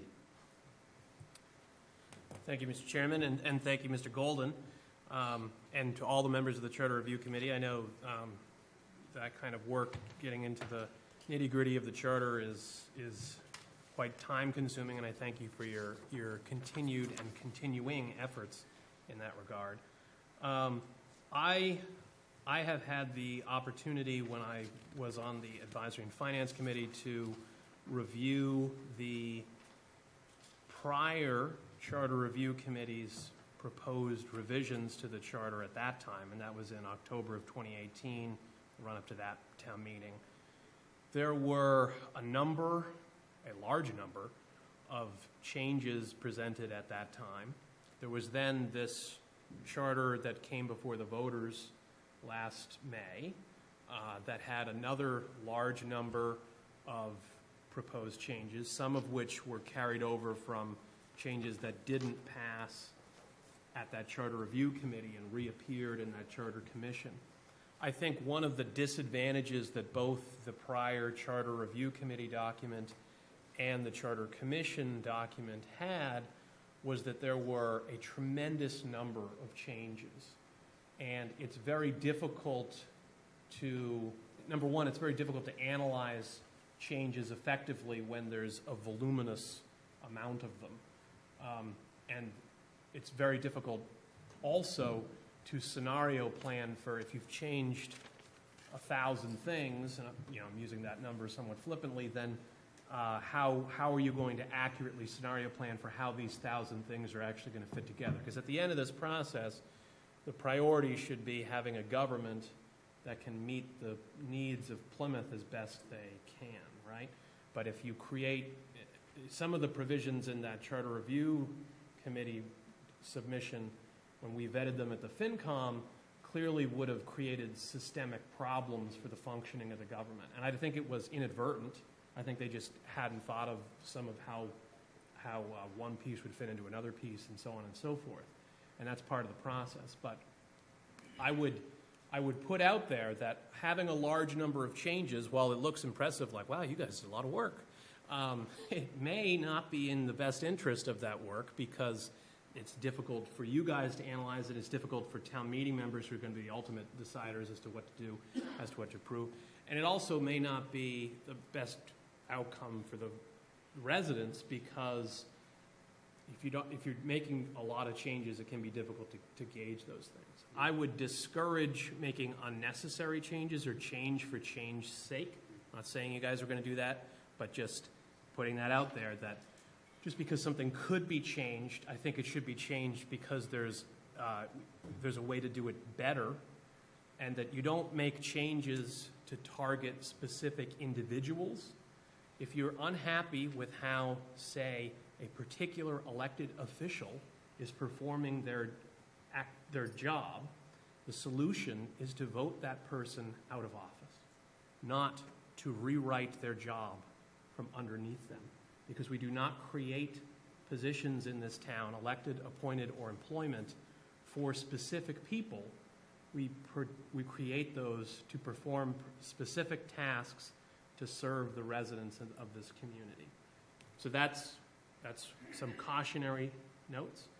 I think personally, the questions about the executive branch, I don't know that there are a lot of changes that I think need to be made to the select board, personally. Both from my somewhat limited time on the board so far, as well as from my 9-year stint on the FinCom, seeing how the board was operating. Obviously, some members have different approaches than others. Some are more well-liked, less well-liked than others, et cetera, et cetera. That's natural in this process, but I think the structure of the select board is set up well. The balance of responsibilities is set up well. I've heard some people say, like, oh, well, should the select board really be hearing licenses? Could we create something else to do that? Should the select board be doing more of this, doing more of that? I think that there is a value in having the select board review licenses. We get this documentation prepared by staff, vetted by staff, and we're sort of the last step on that process. But having that public hearing and have it be elected officials that do that, I think there's value in that. So I would encourage, and some of them are more involved. Some of them, like the ones tonight, were kind of short, right? But I think there's a value in having elected officials be that final step of approval there. I do think that there's an opportunity to, I think the Committee of Precinct Chairs is well postured to fill in a gap in the current system of government. The select board, the planning board, the school committee are worried about day-to-day operations and future policy planning and directives in their budget. The advisory and finance committee is worried about what's going on for the next town meeting, right? And reviewing reserve transfer requests as they come up and doing budget hearings. The only organization that's really postured in a way that they could be looking backward effectively is the Committee of Precinct Chairs. There's already language in the existing charter empowering them to do things like legislative oversight, like bylaw review, right? And I know that the current iteration of the COPC is undertaking those tasks, but I think putting more of an emphasis on that so that there is a designated group that is not just has the ability to look at those things, but is mandated to do those things, so that there is someone reviewing what happened before so that we can learn from our recent and longer history. I mean, we have, like Mr. Malaguti, who's in the front row here. He often at town meeting, as a town meeting member, will stand up there and advocate for, rather than raise and appropriate or borrow, we've got money in Burke's Law that we could redirect here, right? And that's a value that Mr. Malaguti is performing that any town meeting member could perform, but generally speaking, he's the only one that does it. And that's to his credit. But if the COPC was looking at like past articles and past projects and being like, well, this one didn't pass. What happened? Like this one, it passed, but it didn't get spent, or there's money left over. Then that could be factored into, so we don't have to pass as many expenses on to our residents. That's a cost savings for folks. It's planning saving. And sometimes things like that library roof that was approved, and then the thing was more expensive than was approved, and it just sat there, and the roof got worse over time and ended up costing us more money. That's something that if somebody had been looking back more actively could have been solved before it got as bad as it did. So last but certainly not least, and I know I'm droning on, is I think the most important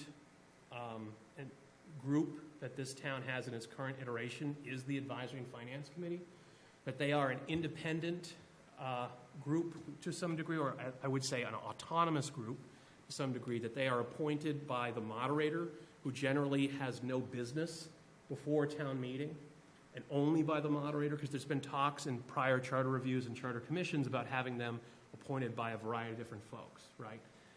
But the Advisory and Finance Committee is there to vet proposals by the Select Board, proposals by the Planning Board, proposals by precincts, because precincts are submitting articles now. So their job is to have to be that last check of what is the responsible thing to do fiscally and policy-wise.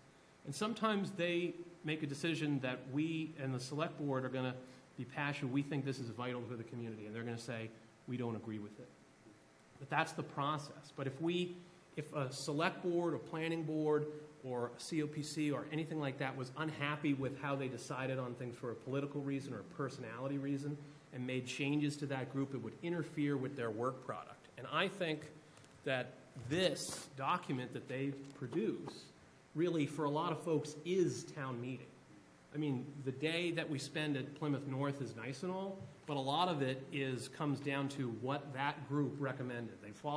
Town meeting follows their recommendation like 90 to 95% of the time. And it's because they have a track record of doing their homework and producing a good product that can be relied on. So I would just encourage that no unnecessary modifications to that particular group be made, because I wouldn't want to compromise their mission in the name of giving someone else some ability that they would like to have to influence some other area of the town.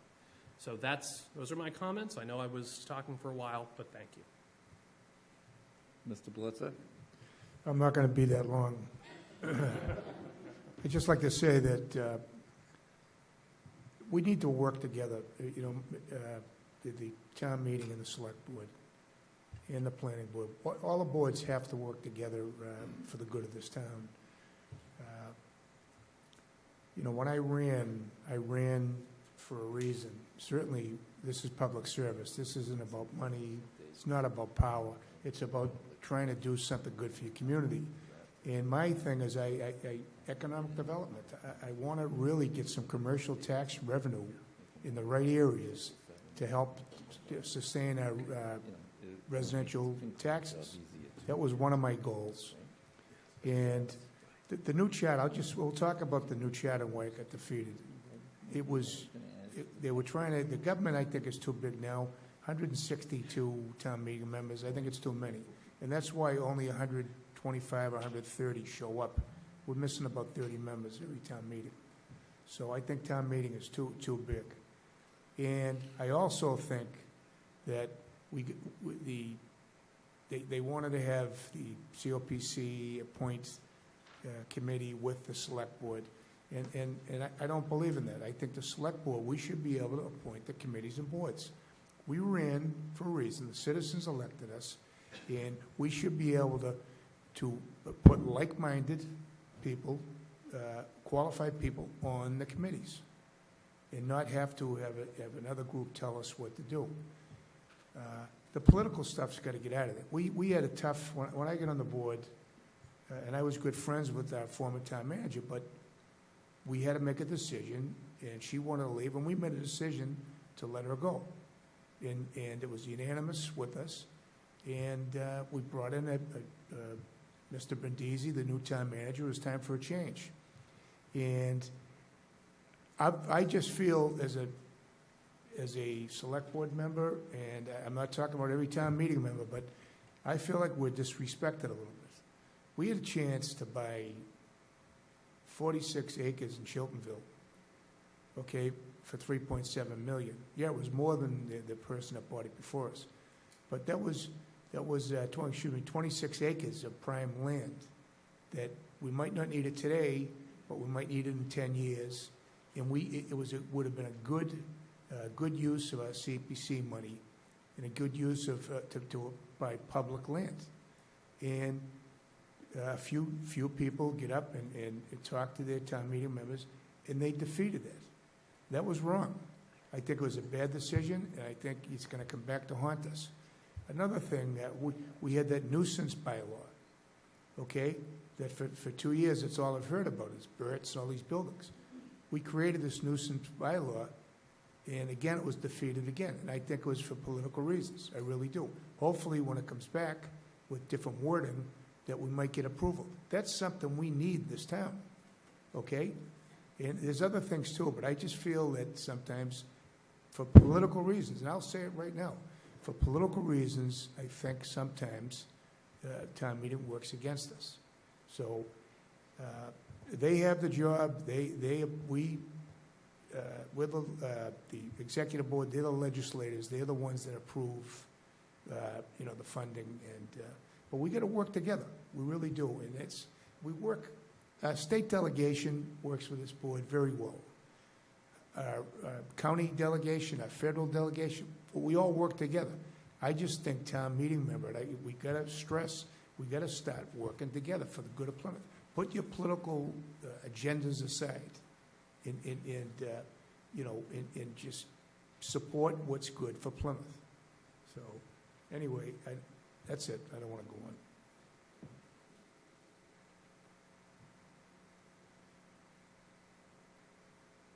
Is that a yes, John? Yes, apparently. Okay. Mrs. Mahoney? I should say a few things. Well, I'll keep it brief. I think we know, we all have strong opinions as to why that last charter failed at the ballot. I don't think we need to rehash that. Mr. Canty and hit a lot of the points on the head. Essentially, David and you and your group, you shouldn't overthink this.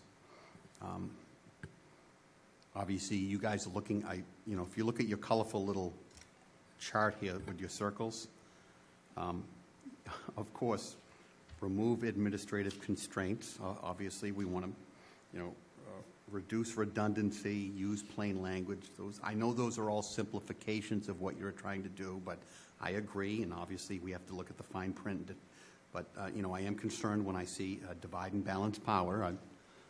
That one worries me a little, but overall, sure, there are things. There's nothing wrong with looking at the entire document from top to bottom and, bringing forth things that we think that might improve the process. And for that, I'm, obviously completely 100% on board.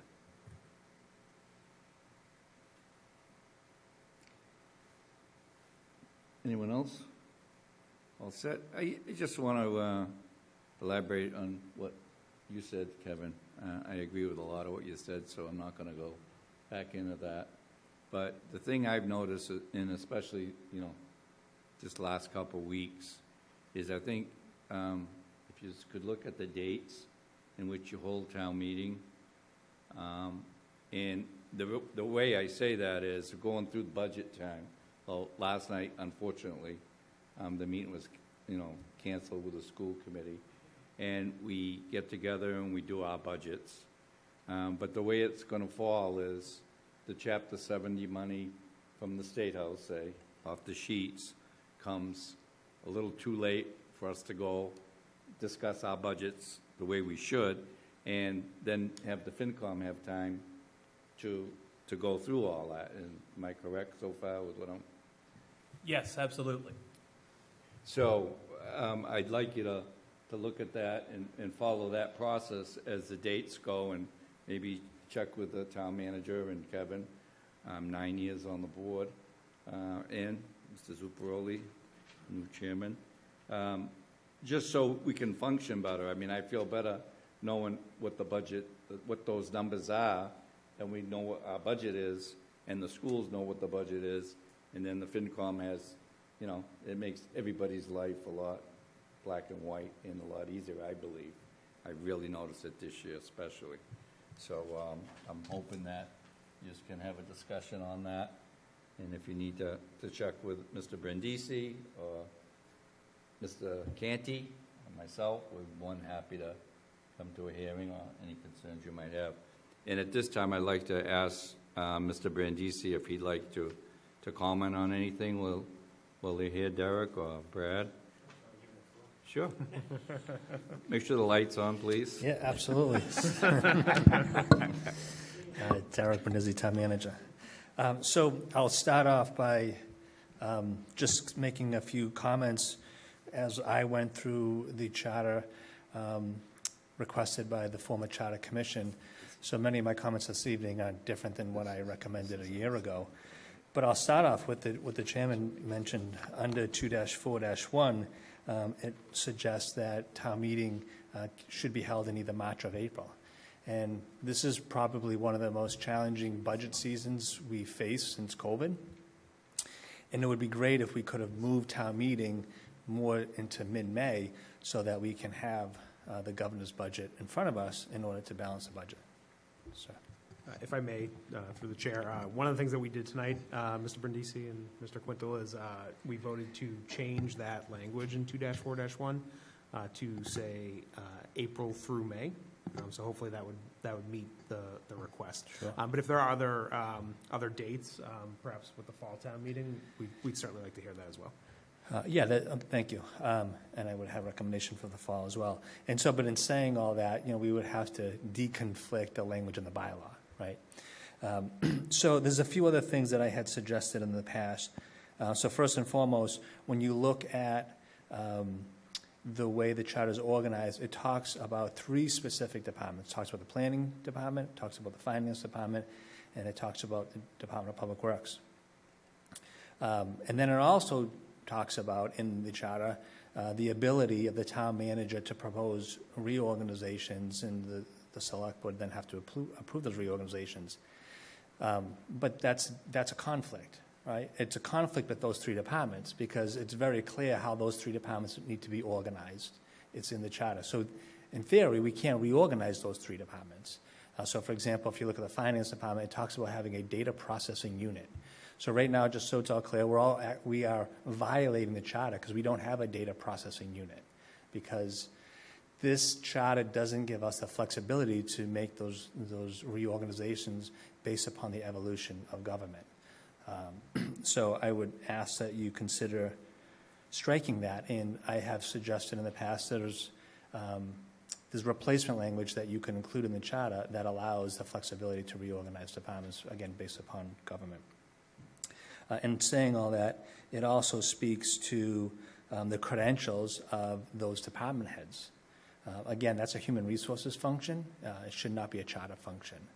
So to require our department heads to have certain credentials does not stay in step with the evolution of local government. And especially in a time that we're faced with today, that it's very difficult to recruit top-level talent. And so to be confined to certain credentials will really limit our pool in recruiting those individuals. So Section 11, Industrial Commission. That's it, Industrial Commission. I don't even know what that means. There's nothing behind that.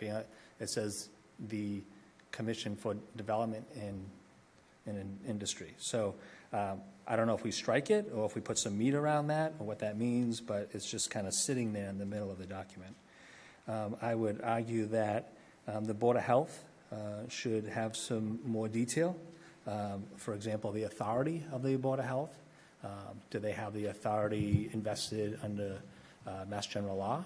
And if the answer to that is yes, which there is no answer to that question, we should consider that. And then potentially credentials for Board of Health members. Discipline. So under 3-5-1, Section A, it talks about the town manager having to notify the select board when imposing discipline, and the select board having 15 days to determine whether or not that discipline should be imposed. So if we had an employee that did something so egregious, does it make sense that we wait 15 days for the select board to decide whether or not we should impose discipline? So I would argue we should strike that. And also under 3-2-7, it speaks about after an investigation has been completed on an employee to publish a detailed report in the annual report. I would argue that's illegal to publish this report. So I would recommend that we strike that. And the last one for this evening, and I'm sure I'd have more, under 2-12-4, it speaks to departments only being able to spend 1/12 of their budget in the last month of the fiscal year, or getting, I believe it's A&F approval. So we don't follow that policy, so I think we need to decide, especially under the Act for municipal, I forget the term, municipal improvement from about 3 or 4 years ago. It allows for year-end transfers with A&F approval. So I really feel like we either strike that language or we follow the Municipal Improvement Act. So those are just kind of my first thoughts of some changes that could be made. But, you know, I'd be happy to pour through this a little bit deeper and kind of just stay in my lane with mostly the executive branch and not getting involved in the legislative branch. Thank you.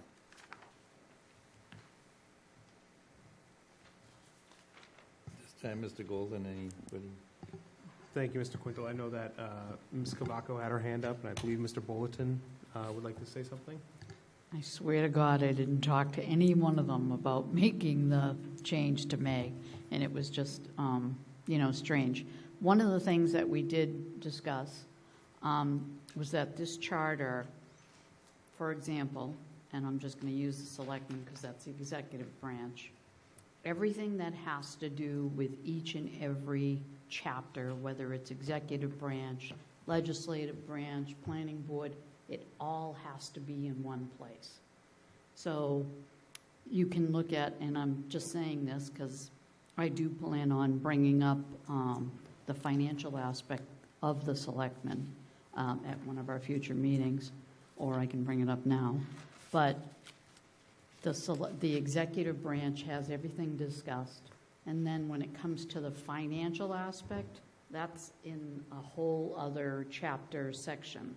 So, and I think Mr. Hutchinson agreed that when we were talking about selectmen, and I'm just saying as an example, everything that has to do with the select board should be in that chapter. Everything that has to do with the planning board should be in that chapter. So it's less confusing, it's much more transparent, and people aren't searching through the charter to find, well, this is what there is, this, now they have to go somewhere else. So it's all in one place. And I think, like I said, I think it makes it just cleaner, I guess. Thank you, Mr. Chair.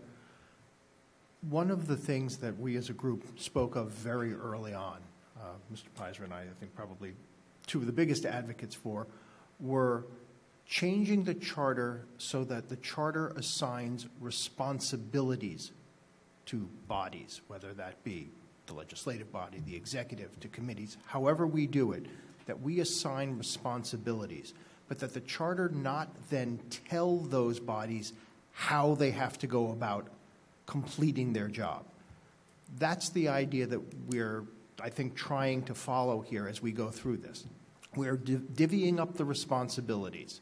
We're highlighting who has responsibility for what, so that hopefully everything gets covered.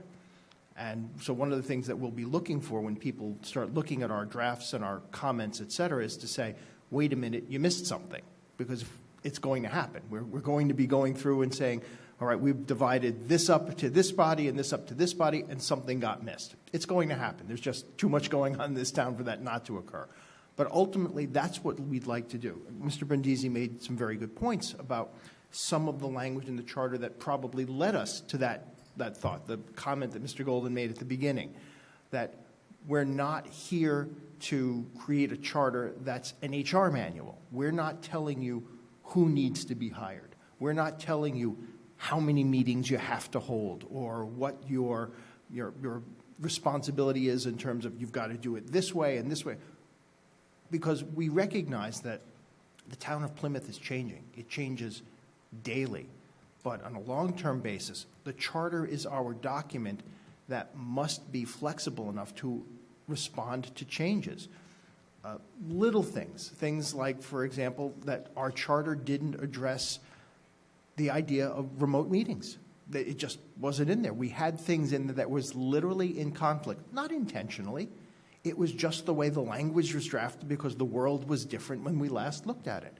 So we are trying to pare a lot of things back. So to Mr. Canty's comment, yes, there are going to be a lot of changes.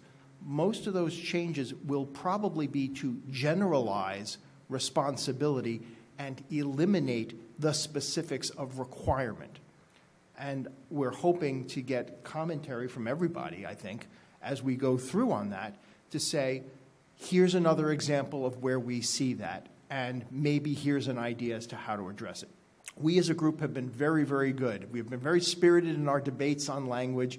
We have parsed everything down to the Oxford comma. And so we're very good at getting to, at the end, language that we all think works. The point for us is to make sure we have the right ideas coming in. And I greatly appreciate the Select Board hearing us tonight, and hopefully they will continue to comment on things to provide us with guidance as to where they think we can make town government run better by taking off some of the shackles, by saying, here's your responsibility. You're responsible for doing this. How you go about doing that will depend on the circumstances, and you may need to change that over time. And if it's in the charter, we can't change it easily. So we're taking it out, and that's the reason. So when people look at this document and say, why did they remove that? Or is that no longer what they're going to do? No. It just means it's no longer how you have to do something. You need to do it the way that works best to the body to whom that responsibility is assigned. So I think as you give comments back to us, please know that that's sort of the mindset that we're approaching this on. Again, so it's not just about the specifics of each individual language, but who do you think is best to equip certain responsibilities so that we can put that there? Thank you. Mr. Chairman?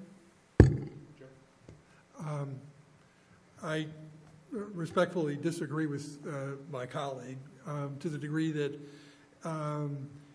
we should leave in enough details so that the function is clear. So clarity is the goal, I believe, of what we would do. For example, and this is to Mrs. Cavaco's comment, the best example is the town clerk.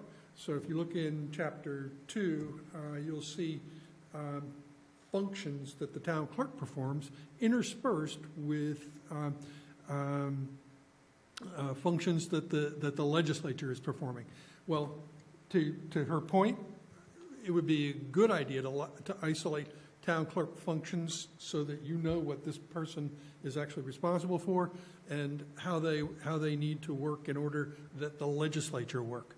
So that's, the idea of clarifying function is I think key to what we should be doing. And Steve and I might argue. But enough said.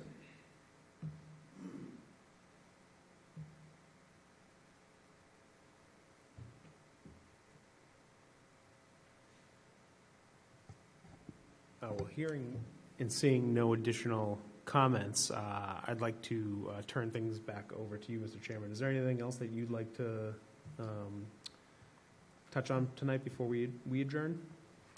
No, I touched on my concerns, and I think Mr. Canty and the rest of the board put it out there, but I'll ask just one more time. Is there any other comments from board members? No, sir. Anything from the Charter Review Committee? Go ahead, Joe. I'm sorry about this. One of the things that the town manager brought up was functions of departments, and I wondered if we had to add a department to your function, for example, on communications. What might be the best path to follow, and would there be anything with respect to including in the charter, as opposed to only dealing with it in terms of bylaws? Ms. Hutchinson, that's a great question. I'm a big proponent of communications. I think it gets back to functions, not so much a department. I think it would be important to define what the community would expect from the town hall relative to communications. I think once you get into form and function, then we can deliver on those expectations. I don't think it's necessary to specifically outline a communications department. We could develop a communications department based upon the functions that are embedded within the charter. Fair enough. Thank you. Thank you.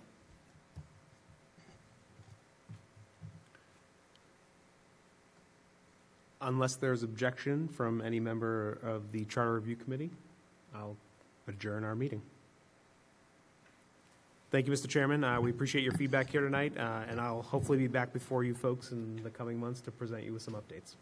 Thank you. You as well, Mr. Golden, and complete Charter Review Committee. Thank you for coming by, and we'll be seeing you soon. Thank you.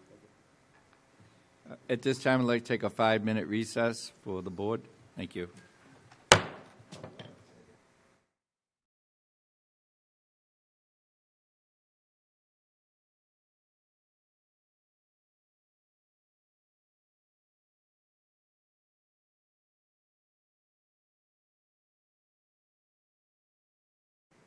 Spring town meeting warrant article discussion. We don't have any. Okay, that was easy. Anyone wishing to speak under public comment? Okay, then. Mr. Brandisi, Town Manager's report. All right, thank you very much. So I want to start by giving an update about the storm for the last 48 hours. So first and foremost, I want to thank all of our public works officials, fire, police, and EMS. As you can imagine, many of them were called in late Sunday and worked the better part of the last 24 to 36 hours responding to the storm. So they did a great job clearing the roads, responding to 911 calls. Fire had over 100 calls in the first 24 hours alone. Everything to issues of carbon monoxide entering buildings because of improper generator use. So again, I want to thank them all so much for what they've done. As of 7 p.m. to this evening, we have approximately 1,300 residents still without service. So we will continue to work with Eversource to restore power as quickly as possible. We do know, as of this morning, we had 30 crews from Eversource in town trying to, again, restore service. So we will keep everyone apprised as to how quickly we can make that happen. But in addition to that, I just wanted to announce that there will be a storm debris drop-off this starting tomorrow morning at 8 a.m. to 2 p.m., and it'll be at the wastewater treatment plant. And we will continue that storm debris drop-off program on Thursday, Friday, and Saturday. Again, I'll repeat myself, starting tomorrow morning at 8 a.m., ending at 2 p.m., and that was a phone call that the chairman had made this morning to remind us that we need to provide the service to our residents. So we have put that together starting tomorrow morning. So moving on, the Seaside Trail I mentioned last week is nearing completion. We have a filling station that will be added this week and 2 concrete pads. So that program and trail will be completed in the next week or so. The Bartlett Road Bridge, for those folks that have been paying close attention to this project, the construction began today for the water main. Starting this week, we'll be having alternating lanes for traffic on the Bartlett Road Bridge. But come January 2nd, or in around that time, the Bartlett Road Bridge will be shut down for at least a couple months until that project is complete. So again, just to repeat myself, starting on January 2nd, 2024, we will be shutting down the Bartlett Road Bridge until completion of that project is over. And then in the White Horse Road continues, the water main replacement project continues. We'll continue that project as long as we can, as long as we get good weather. We're trying to complete that project as quickly as possible. And then, as you all know, we have an election on January 13th. The early voting for that election will begin on January 6th from 9 a.m. to 3 p.m. So that's a Saturday here at Town Hall in the foyer. Again, 9 a.m. to 3 p.m. We'll take Sunday off. We will reconvene on Monday, Tuesday, and Wednesday, Town Hall hours. So again, that's January 8th, January 9th, and January 10th. We will continue early voting in the atrium during our Town Hall business hours. And the last thing I just want to mention is that last night the ZBA approved a special permit for flood compliance for the Safe Harbor building located on Union Street. I bring that up because this is a project that has received a lot of public attention, especially to the folks in that neighborhood. So as of today, they have all the special permits in place to continue forward with that project. Pending any questions, that's all I have for this evening. Any questions for the town manager? Thank you very much, Derek. Select Board, open discussion, new business? Letters? Mr. Mahoney?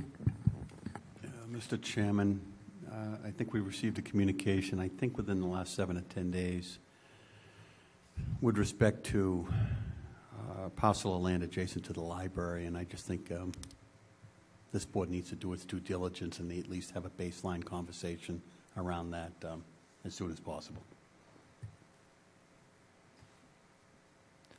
Do we want to make that an agenda item? John? Sure, if you feel it's fit for the public. Yeah, I think we should baseline, put a map up on the board, explain what we were talking about and who currently owns it, and we Absolutely. can give our opinion as to why we should or should not own the land. Okay. Anyone else on the letters? Old business? Well, I'd like to say thank you to all. Mr. Chairman, I think we missed a couple things in the agenda, Springtown meeting warrant article, and public comments. I know there's somebody here for public comments. We had public comment, but is there somebody else here? Yeah, I'm sorry. Okay. Yeah, you did, but that's okay. Come on up. Public comments. We did it right when we gavelled. Thank you, That's what Gary. I said. Yeah, I'm we sorry did about it. that. Yeah. Yeah. That's okay. I'm glad you said it. You went out of order. Yeah, what? Just identify yourself for the record. I know who you are, but... Yep. And the green light, yes. Thank you very much. For the record, my name is Mark Withington, Precinct 15. living in Chiltonville, and as I was saying, it's all on one sheet, 18 point. I know you've had a long day, and I don't want to keep you longer. I appreciate you allowing me to speak. So I'm rising to speak in regard to last week's wastewater treatment presentation when the DPW described a plan to increase the ground discharge at the headwaters of Eel River by 300%. And I'm respectively asking the board to pump the brakes on this plan. The size and the location of this plant was extremely divisive subject back in the end of the 90s, and I really think that the neighbors and the community needs to be on board with this before we go any further with the MEPA process. Frankly, as a lot of us know, we don't have a great track record with this plant. As some may recall, we took this property the plant is on by eminent domain, resulting in a multi-million-dollar settlement with the landowner to meet fair market value. Later on, we chose to outsource operation, which resulted in a several million-dollar project in extreme hardship for the residents of Plymouth as we replaced the piping to the plant, and most recently, as you're all aware, we're trying to determine who's going to pay for the $4 million plus overrun down on Water Street. And it just seems to me that every time we shake this hornet's nest, it ends up costing somebody a couple $1 million. Most troubling with last week's proposal is I still don't understand what's the motivating us to reroute such a drastic amount of wastewater in the first place. I don't believe we're exceeding any of our state or federal permits with our current operations, and so I seriously wonder why we want to fix something that ain't broke. So respectfully, again, I'd suggest let's hit the reset button. Let's not rush into it. Let's ask the public to be part of the process, starting with why we're doing this before we start down the MEPA path. Once again, thank you for your time. As a rule, I usually don't respond, but I will respond to you that Mr. Brindisi on the January 4th. Through the chair, we are planning a meeting on January 4th. I've been working with one of the abutters in that area to set up a resident meeting so that we can hear those concerns directly. Wonderful. Thank you. You're welcome. You're welcome. Mr. Blitzer, I heard you out visiting when we had a discussion for town meeting articles, so please. I think I'm all set on that. Seriously? Go ahead. So we don't have anything else, so. No, I'm all set. I'm not ready to present. Oh, okay. All right. Anything else under old business? Seeing none, I'm going to take a motion to adjourn, but before I do that, I would like to also, along with the town manager, thank all the linemen and the town employees and everybody that was involved in what's going on yesterday, today, and it's going to go on for a few more days for a job well done. And it was exactly that. I'd like to wish everybody a happy holiday, happy Hanukkah, Merry Christmas, Feliz Natal, and happy Hanukkah, and anything else if I missed, I apologize. But I want to try to get you all in there. And we will not be meeting next week, so we'll see you next year, and wish you all for a happy, healthy New Year, and if anything, pray for world peace, because that's what we also need. That being said, do I have a motion to adjourn? I'll make a motion to adjourn, Mr. Chairman. Thank you. Second? Second by Mr. Mahoney. All in favor? Aye. Unanimous. Thank you. Have a good night Merry and a good Christmas. week.